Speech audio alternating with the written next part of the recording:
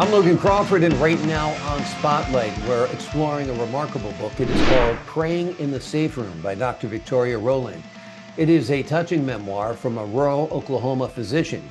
In her book, the doctor shares personal trials and miraculous experiences, offering readers a testament to the power of faith and resilience in the face of life's many challenges.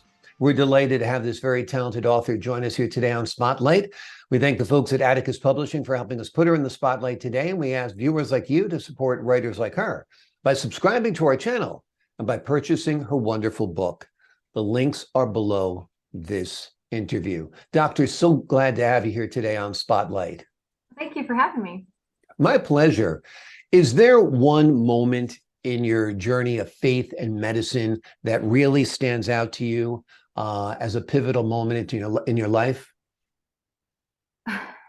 There's so many aspects of life when you have your whole life based on a Christian faith. But the reason that I wrote this book, because I was having the birth of my granddaughter, and there was a tornado that happened that day. They had to take my granddaughter and my daughter, who had just had a C-section, out into the middle of the hallway, and the tornado came right through the town. And I had just left the hospital, and I had gone to be with my mom and my dad, who was also in town to see the birth of our granddaughter. And the tornado came right over our house. And we were actually in a room praying together as a family that we would live through that night. And if anybody's ever been in a tornado, it's literally sucks the oxygen out of the air. It felt like a thief in the night. It was just, the house was rattling. And so that's when we realized that we have to have God's help to get through everything. So it was the most emotional day of our life to have this brand new baby and then end up with a tornado on top of it. And the baby today. And the baby is in that safe room with you. So the baby was at the hospital. Okay. So yeah, so they were in the hallway of the hospital, but I didn't know that they had been called out into the hospital, because I just left the hospital and I was driving in a storm. Didn't realize there was even a tornado coming, and it literally came right over us and at their home, which was about 10 miles from where the hospital was. So it actually hit that area more than the hospital, but they, for precaution, had her in the hallway. So right. Just realize how fragile life can be when a tornado is coming in your path. Yeah, and I've never lived through a tornado. I've witnessed the aftermath of a tornado, and it's unbelievable. I mean, usually there's a narrow path of damage, but that narrow path of damage is, unbelievably strong. Yeah. And of course, everybody talks about it sounding like a locomotive barreling through when they hear it come. Did it come right by you? Could you hear it? Yes. Yeah. Yes, and we were just praying. We got into this little, actually, it was a gun safe that we all got into. It's a big area that they had in their home, and we got inside that. And we thought for sure that the house was just literally going to blow apart.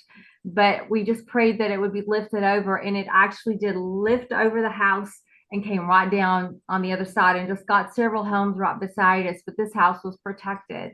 Wow. And it was amazing that happened as we were praying for that. And so that's kind of the focus of this book and where it started. Right. Interestingly enough, they're filming Twister again in Oklahoma right now. And one of my good friends said, I'm going to bring your book, Praying in the Safe Room, to have, got hired on as an extra for the part. And he said, I'm going to have this in there so that they'll see that it actually happens in Oklahoma, that we actually have these twisters. So I thought that'd be great advertisement for me.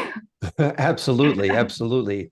Yeah. It goes, Hollywood gets to see your story. That's always a good thing. For sure. Absolutely. Have you visualized Praying in the Safe Room perhaps as a movie or something? I would think that'd be wonderful. I mean, it's a possibility, because I don't know if people don't realize, what it's like in rural America. I mean, I live, in Oklahoma, where there's, mountains and trees and streams. And so it's just a beautiful place. Believe it or not. I think that people think of Oklahoma as like all plains and stuff, but I actually live in the part of Oklahoma, southeastern part of Oklahoma, that has beautiful just beautiful pine trees and just a gorgeous place on earth. So Yeah. I think it would be fun to have it, especially seeing traditions. Yeah. Um, and seeing a lot of being a doctor in rural America, we just focus, we see so much. It's just unbelievable the lives that we are able to touch. And Exactly. I've practiced in one town my whole entire life. I've never gone anywhere besides Hugo, Oklahoma. That's where I practice. And Amazing. so 33 years I've been here. And so I've got a lot of generational history with a lot of families. So kind of Well, fun. that's great. That's great. And the people in your community are blessed to have you. I live part of the year in a rural community, and it ain't easy finding a doctor. That's for sure. Yeah. You have to drive to the closest city generally to find a doctor. So it's great that you're there and you're practicing. Talking about the movie aspect of this, I mean, I can see so many creative possibilities. Obviously, you would have to take it beyond the book, I think, to, maybe the baby being in the shelter, possibly you having me called out to help somebody who's been injured in another part, So Yeah. there's a lot there since you have a baby, a doctor, a safe room, a tornado coming. I think there's a lot of elements for a really, I mean, your book is wonderful as a memoir, but if Hollywood wanted to dramatize it a little bit, there's lots of opportunities there as Oh, I well. So think so too. Yeah. Yeah. we'll see. We'll keep our It fingers could add crossed to that that for sure. Yeah. somebody is listening. So we're talking a little bit about your practice. Are you the only family physician in that area or one of very few?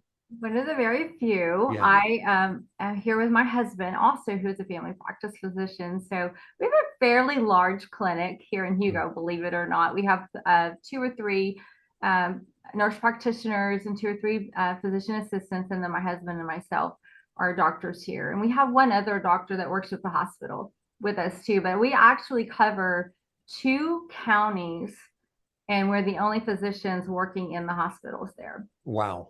So you So are a busy family, that's for busy, sure. yeah. We Yeah. take 30 nights of call out of every 31 in a month. So So we you're on work call pretty much every day of the week. every day of the week. So you alternate, some nights it's him, some nights it's you? Well, kind of. I think I just let him take one hospital and I take the other. We have two Oh, so hospitals. you're both on call 30 nights out of 31. Yes. Wow. Amazing. Amazing. Yeah. Well, like I said, people in your area are blessed to have you, particularly Yeah. for that dedication as well. Also, what I think is unique about you is you're open about your faith, and a lot of medical doctors are not. Does that make a difference in your practice? I hope so. I sure think so. Yeah, I think I'm 100% know that I get to see people in when they're really down and out. And I think that that would be one of my goal every day as I'm driving to work, just pray that I can help one person today. And I Mhm. hope that, in their time of need that we could discuss the possibility of end of life processes. And I think that that helps us get through a lot of illnesses that we have to face. So. Yeah. And being a physician in a rural area, you're dealing with a lot more than a doctor would be in a city because city doctors tend to be a little more specialized. You're dealing with everything from infants to end of life, I guess, right? Absolutely. Yeah. Yeah, I do hospice patients. We do pediatrics. We have to do, a lot of gynecology. We do a lot of internal medicine. I do a lot of pain management. Every aspect of life we have to try to take care of. We are lucky in that we have a couple of cardiologists that come from the Oklahoma City. They Hmm. fly down come in our clinic and do some stress tests and that kind of stuff, which has really Right. been helpful. We do have a surgeon that comes here visiting from a nearby town. And we have a OB-GYN comes to our area as well. We don't deliver babies here, but yeah. So we Yeah. do have a lot of visiting doctors that helps because I can't imagine trying to do it without their help. But Right. it's And you pretty don't much, deliver babies there, but you never know what's going to happen, right? yeah, we have delivered a few. I was No, going to say, we don't routinely do it. Yes. yeah, if the OBGYN is passing through town every once in a while, he or she might not be there. Yeah, But, exactly. yeah, Yeah. well, after 33 years of doing this, it seems like you have a lot of energy still towards your profession. Um, how is it that you stay in the game so involved, on call pretty much every night of the week? Yeah, that's a tough question. I think that I've always loved what I do. I love practicing medicine. I decided I was going to be a doctor when I was in like fifth grade or something Yeah. like that. They come to the school and say, "Hey, what do you want to be in life?" And I was sitting by was a really good friend of mine, and he was a guy, and he said, "I'm going to be a doctor. Why don't you be a nurse?" And I said, "No, Yeah. I'm going to be a doctor." And so from that moment on, I went home and I asked my mom, I said, "How can I be a doctor?" And she goes, "Make straight A's." That's all she said to me. And I go, It's "Okay." good advice.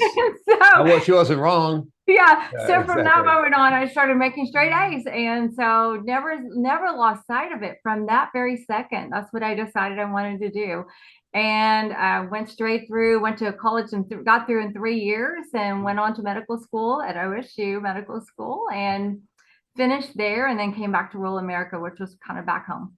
And probably 90% male when you were going to medical school? Yes, Yeah. very much so. Very few women were going into practice at that time. Right. There was some, but it was definitely more male oriented. Now it's not so much, but then it was certainly the case. No, I think it's more female I think you're right. I think you're right. doctors Yeah. or medical students and male medical students Yeah. nowadays, but it was different when you were going to medical school. What was it like for you writing this book? And why did you write the book? I think just there's so many stories to tell about my different patients, and how God had shown out in my life. While I feel like I've had a blessed life, there's still been the tragedies that's gone through with life. And so I just hope that somebody could see, help one person. As I always say, I can't fix the whole world, but I can fix my little part of the world.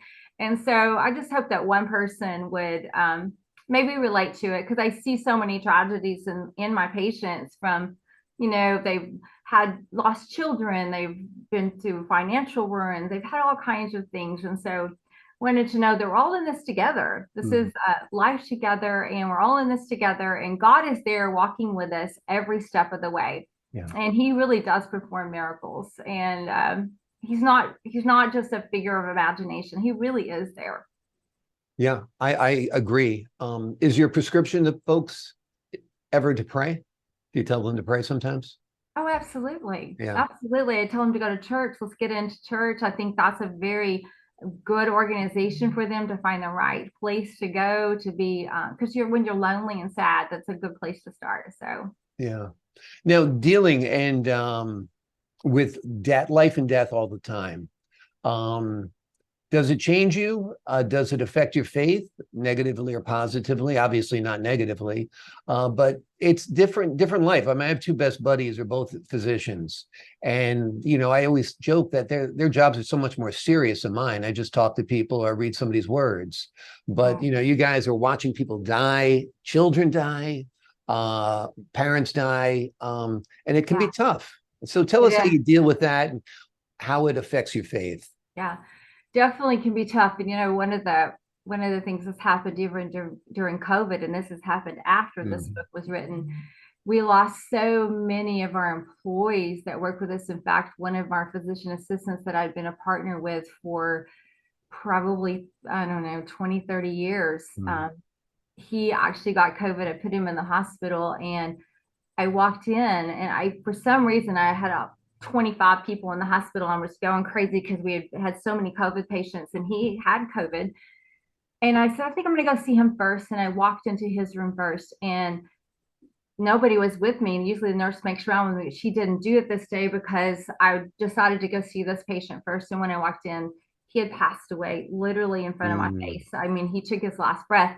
So we had to code him right at that very second. This is a person that is my partner and my friend. And so how do we, and every nurse, we are literally crying tears as we're coding him and trying to save his life. So that part's the hardest part about my job. Having to go out and tell the little boy that her mom just died, or the mom that her boy died. Or vice versa. That's even worse. Yeah, it's just unbelievable. Some of the sadness that happens, from that job. But you also are there to help people through all of that too, and for them to lean on. So I like that part of it when I can be of help to somebody. Well, that's great. They're lucky to have you as a doctor. They're lucky to have you as a kind soul in the room during a time like that as well. Dr. Victoria Rowland has written a very impressive memoir. It is called Praying in the Safe Room. It is a look at life through the eyes of a rural Oklahoma physician. It's quite a book. It's a remarkable book. It'll go and recount many of the stories she has seen, the challenges she has been put through, and the miracles she has witnessed. And it's a great book. Highly recommended. Perfect for this time of year, the Christmas season. Thank you. Absolutely. Thanks so much for joining us here today, Doctor. You're welcome. Thank you for having me. My pleasure. And to the folks at home, I'm Logan Crawford, thanking you for your time this time. Until next time on Spotlight.